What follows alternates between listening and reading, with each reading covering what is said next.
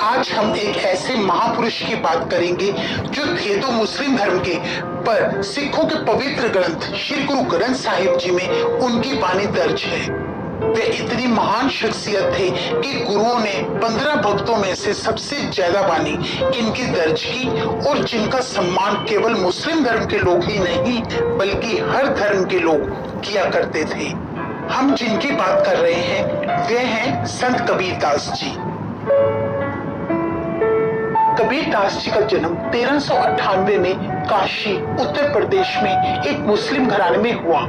उनके पिता नीरू और माता नीमा कपड़ा बुनने का काम किया करते थे। कहा जाता है कि बालक के जन्म के समय सारा कमरा रोशनी से भर गया और राम नाम की मधुर धुन सुनाई देने लगी। ऐसा अद्भुत दृश्य देखकर दाई दंग रह गई। बालक का मुख देखकर हर तरफ खुशी का माहौल बन गया। जन्म के बाद मुसलमान रीति अनुसार मौलवी ने बालक का नाम कबीर रखा। तब मौलवी ने पिता नीरू से कहा कि आपका बालक बहुत शुभ घड़ी पैदा हुआ है, बड़ा होकर इसकी शोहरत बहुत दूर दूर तक फैलेगी।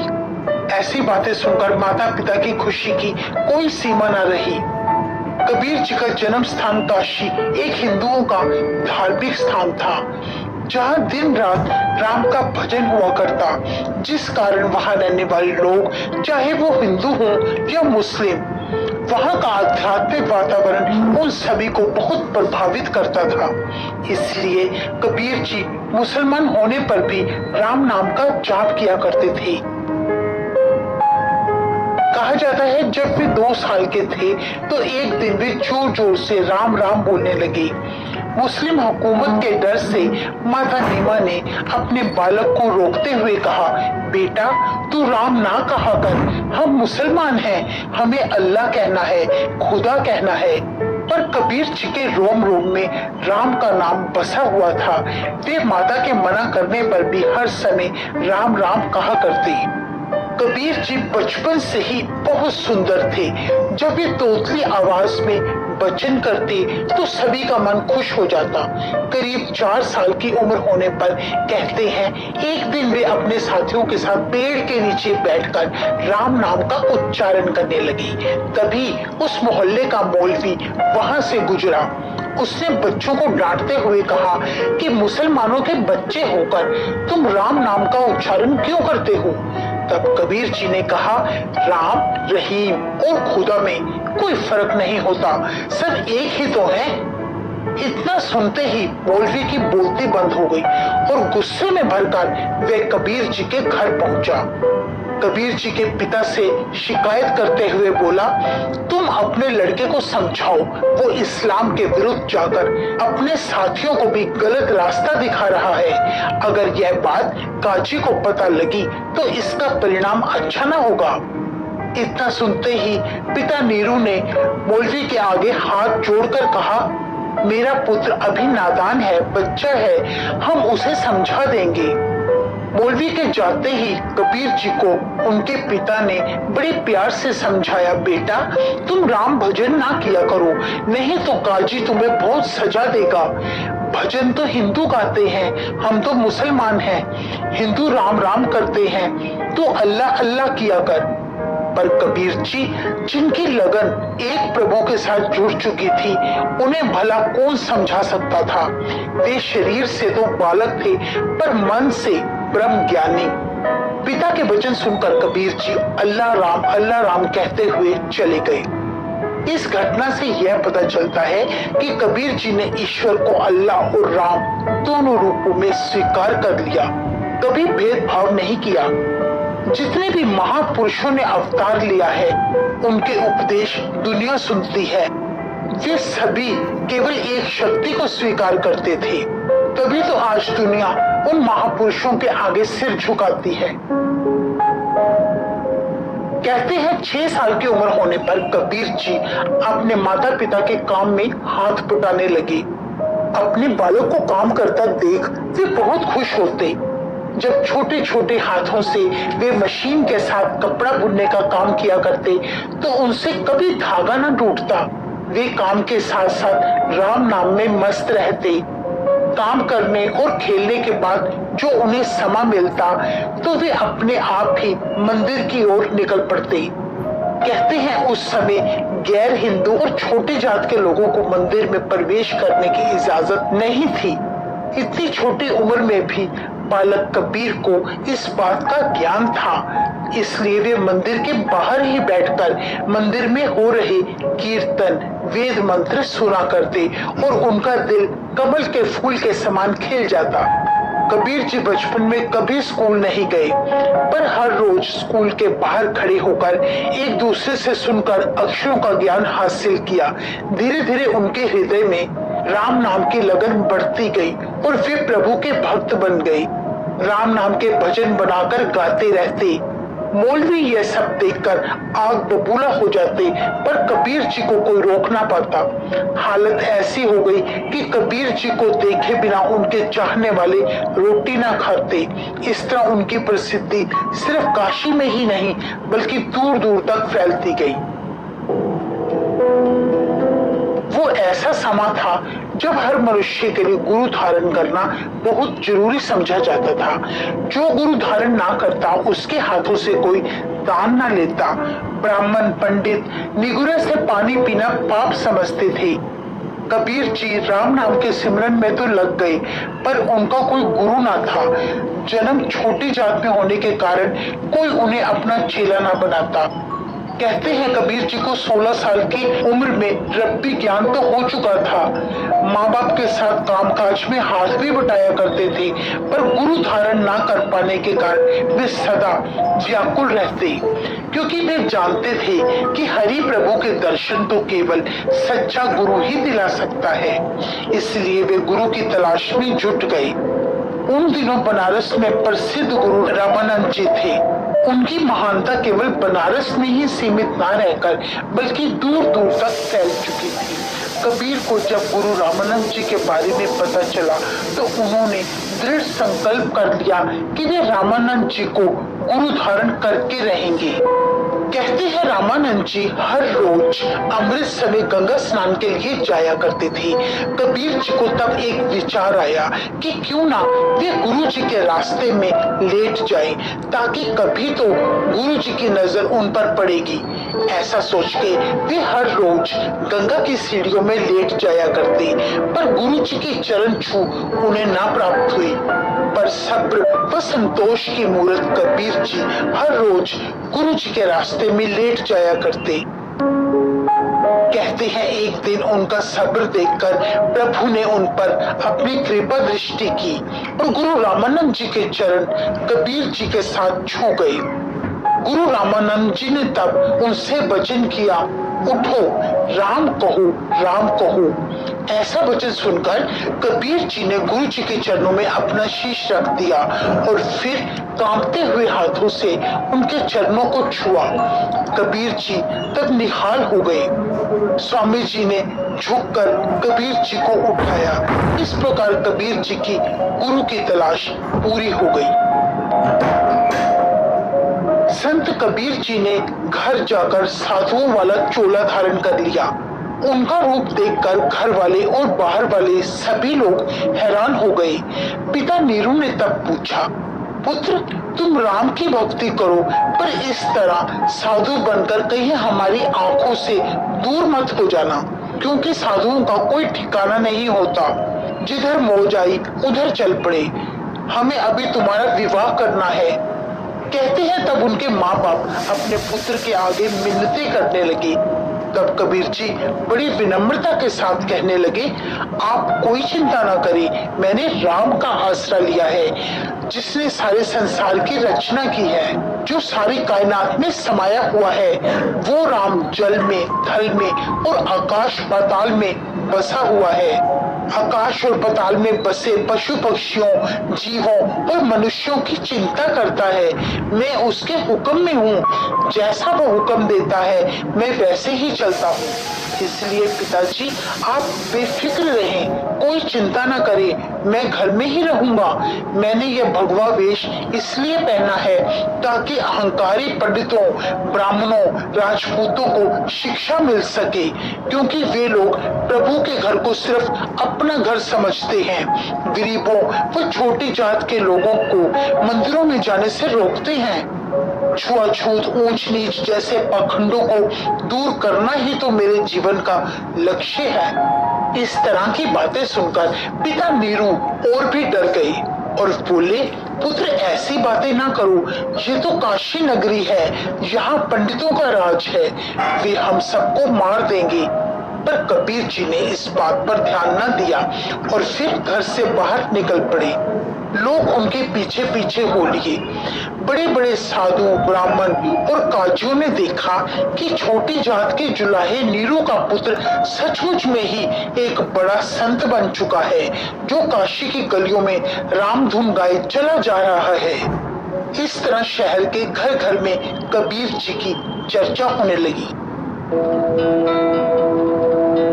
इतिहास में दर्ज है कि एक बार कबीर जी से कुछ साधुओं ने पूछा, कबीर तेरा गुरु कौन है?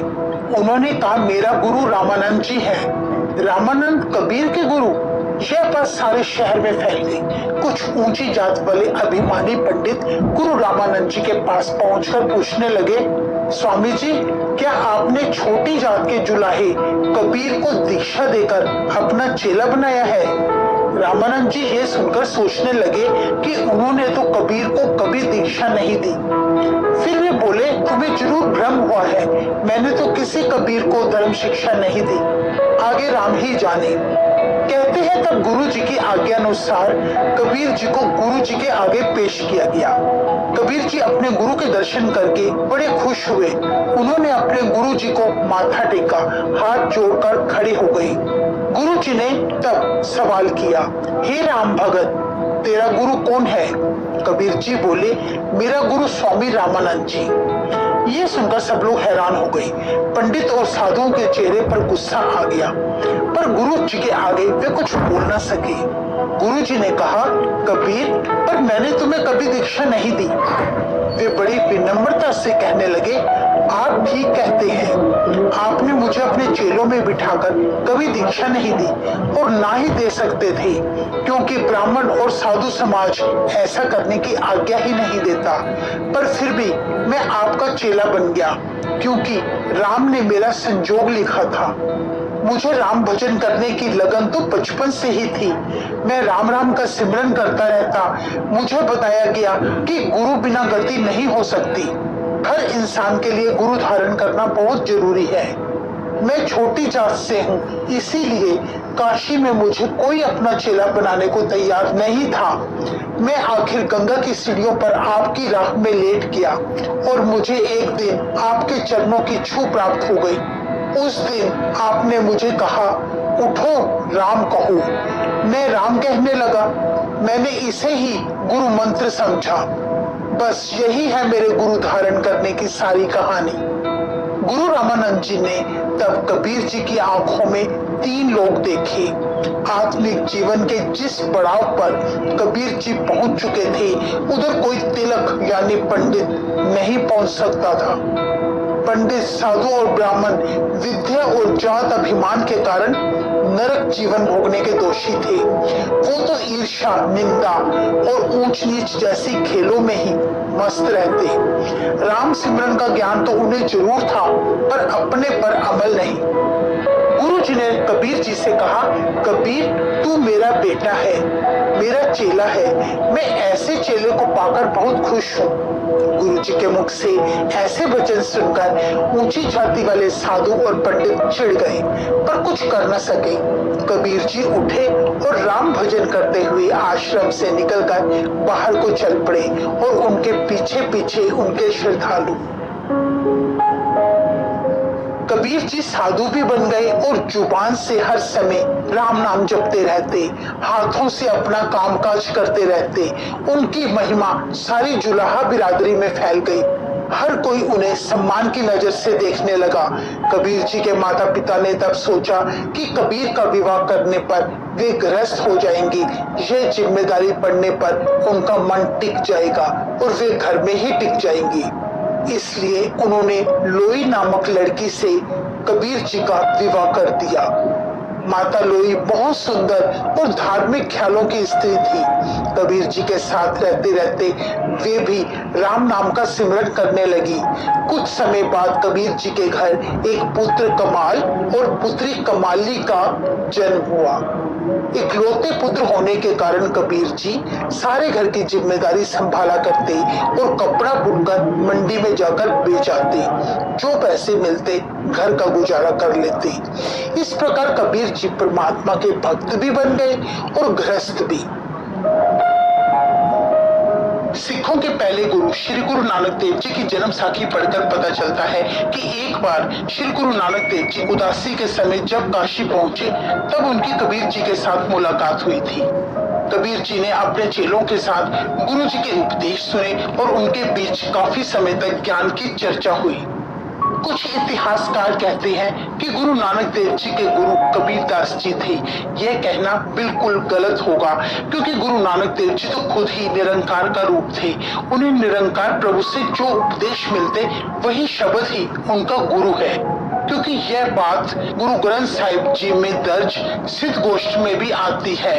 जब सिद्धों ने गुरु जी से पूछा कि आपका गुरु कौन है, तो गुरु जी ने कहा, शब्द गुरु सुरत तुल चेला, यानी शब्द ही मेरा गुरु है और शब्द का ही मैं चेला हूँ। इस तरह गुरु जी ने सिद्ध कर दिया कि मेरा कोई इंसान गुरु नहीं है, खुद परमात्मा ही मेरा गुरु है। कबीर जी और गुरु नानक देव जी की इस अद्भुत मुलाकात का नतीजा यह हुआ कि गुरु जी ने कबीर जी की लिखी वाणी को श्री गुरु ग्रंथ साहिब जी में दर्ज करके उन्हें बड़ा सम्मान दिया। गुरु ग्रंथ साहिब में सभी भक्तों में से भगत कबीर जी की वाणी सबसे ज्यादा है, जिनके 224 शब्द, 243 श्लोक और 52 अखरी तिथि और 5 बार शामिल हैं। गुरु नानक देव जी ने उनकी वाणी गुरु ग्रंथ साहिब जी में दर्ज करके उन्हें पूरे विश्व में जग जाहिर कर दिया। जैसे कि पहले भी बताया गया है कि कबीर जी के समय में समाज में जात पात छुआछूत का बहुत जोर था। उन्होंने जात पात और ऊंच नीच का जोरदार खंडन किया। वे लोगों को उपदेश देकर पापियों और अज्ञानियों को भक्ति का रास्ता दिखाया करते। उनके पास हमेशा जिज्ञासु लोग बैठा करते। उन्होंने ऊंची जाति पर अभिमान करने वालों का जोरदार विरोध किया। इस कारण छोटी जात के लोग सबसे ज्यादा संख्या में कबीर जी की संगत में पहुंचा करते थे। वही संगत धीरे धीरे पंथ का रूप धारण करती गई, जो आगे चलकर कबीर पंथ कहलाया। यह पंथ आज भी कायम है। कबीर जी अपने उपदेश में संतों को कहा करते थे कि इस जगत को केवल एक सराय समझो, यहाँ किसी ने स्थायी रूप से नहीं रहना। हर जीव को नेकी, भक्ति और सच्चाई के रास्ते पर चलना चाहिए। जीव तो जन्मता और मरता है, केवल नेक कर्म ही हमेशा उसके साथ रहते हैं। पुत्र, पत्नी, दौलत, यह सब यही रह जाना है। प्रभु हरि की भक्ति करने से उस एक निरंकार प्रभु के साथ मिल जाओगे तो सारे कार्य अपने आप ही रास हो जाएंगे।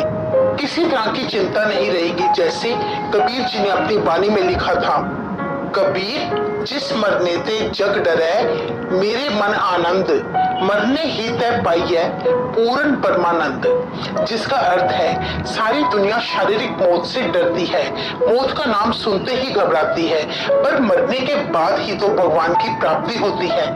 भाव है कि इस शरीर के साथ मोह नहीं करना। आत्मा और शरीर एक जैसे प्रतीत होते हैं, एक ही रूप लगते हैं, पर इनका संबंध अलग अलग होता है। 5 तत्वों से बना शरीर यही से प्राप्त करता है और इसी धरती पर ही छोड़ देता है, पर जीवात्मा तो मरने से परे है, अमर है। इतिहास में दर्ज है कि भगत कबीर जी 120 वर्ष की उम्र में मगहर, उत्तर प्रदेश की धरती पर सन 1518 में ज्योति ज्योत समा गई थी। मगहर की दूरी काशी से लगभग 240 किलोमीटर की है। कबीर जी ने अपना शरीर त्यागने के लिए मगहर की धरती ही क्यों चुनी, इसके पीछे भी इतिहास जुड़ा है। उस समय की धारणा थी जो मनुष्य काशी में मरता है वह सीधा स्वर्ग जाता है और जो मगहर की धरती पर मरता है उसे नरक जाना पड़ता है। कबीर जी ने इस पाखंड को, इस झूठी धारणा को खत्म करने के लिए ही काशी को छोड़कर मगहर को चुना। शरीर त्यागने से पहले कबीर जी ने अपने संतों को कहा कि अब हमारा सचखंड जाने का समय आ चुका है। तब वहां के राजा बलदेव, जो उनके खास सेवक थे, उन्होंने कबीर जी से हाथ जोड़कर विनती करते हुए कहा, आप तो हमें छोड़कर जा रहे हैं, तो हम आपकी जगह किसकी पूजा करेंगे। इस विनती पर कबीर जी ने अपने खड़ाऊ और तस्वीर राजा को दे दी। कबीर जी के ज्योति जोत समाने के बाद राजा ने एक सुंदर मंदिर बनवाकर कबीर जी की वही वस्तुएं मंदिर में स्थापित कर दी। कबीर जी तो ज्योति जोत समा गई, पर हिंदुओं और मुसलमान में कबीर जी का दाह संस्कार करने पर झगड़ा शुरू हो गया। हिंदुओं ने कहा, कौन कहता है कि कबीर जी मुसलमान हैं? वे तो रामानंद जी के चेले थे। जन्म से वो मुसलमान तो थे, पर जीवन उनका हिंदू बनकर गुजरा। इसीलिए हिंदू रीति के अनुसार कबीर जी का संस्कार होना चाहिए। ऐसी बातें सुनकर मुस्लिम गुस्से में भर गए और दोनों धर्मों में लड़ाई शुरू हो गई। कहते हैं तब एक चमत्कार हुआ। कबीर जी के कमरे से आवाज आई, हिंदू कहे हम ले जारो, तुर्क कहे हमारो पीर, आपस में दोनों मिले झगड़े, डाढ़ो देखे हंस कबीर। ऐसा सुनकर सब हैरान रह गए। उन्हें समझ आ गया कि कबीर जी हम सबके साथ हैं। वे सभी शर्मिंदा होकर एक दूसरे से माफी मांगने लगे। अंत में दोनों धर्मों के लोगों ने आधी आधी चादर बांट ली और अपनी रीति अनुसार कबीर जी का संस्कार किया। आज मगहर के उसी स्थान में एक तरफ समाधि और दूसरी तरफ मस्जिद मौजूद है, जहां हर धर्म के लोग बड़े प्रेम से नतमस्तक होते हैं।